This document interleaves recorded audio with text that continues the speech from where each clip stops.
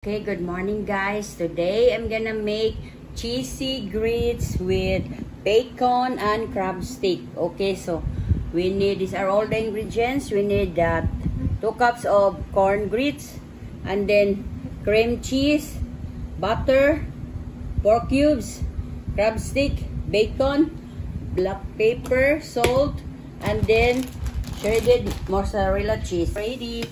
So we're gonna put these grits.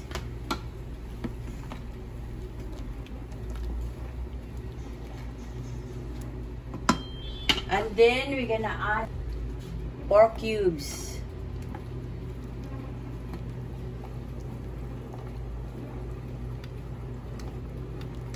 Gonna add our butter, and then the cream cheese.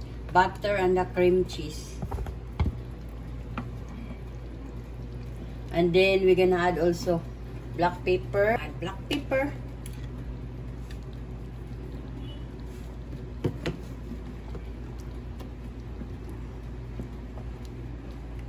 And then salt. Not so much. Not so much because it might become salty. And then I'm gonna taste first, huh?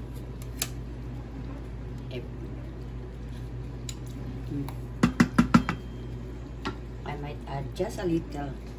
Okay, and then next we're gonna add okay guys, the bacon.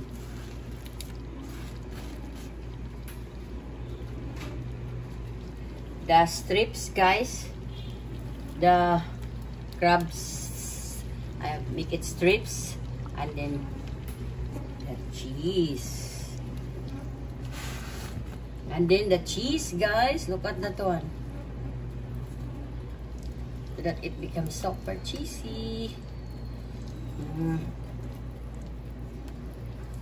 Guys, look at, it's very cheesy, guys. Our cheesy grits with bacon and crab stick. So, by the way, I use the whole package of cream cheese. I add it, and then so look at that one, it's very cheesy.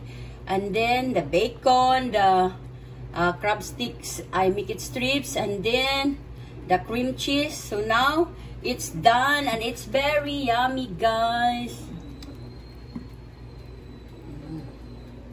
I'm gonna taste it. It's very cheesy. And now we're gonna garnish this one. Look at guys, our cheesy grits with bacon and crab stick. Okay, so this is it. It's super yummy, guys. So that's our cheesy grits with bacon and crab stick. Okay, guys. If you need more recipes, please hit like, follow, share, subscribe to my YouTube channel, D Brew Jack, to my Instagram, D_Brew_Jack,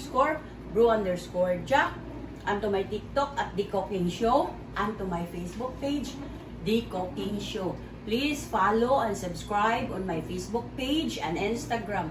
And to all my accounts, guys, my YouTube, Instagram, TikTok, Facebook page, and personal blog. To my personal blog, Delia Valentine.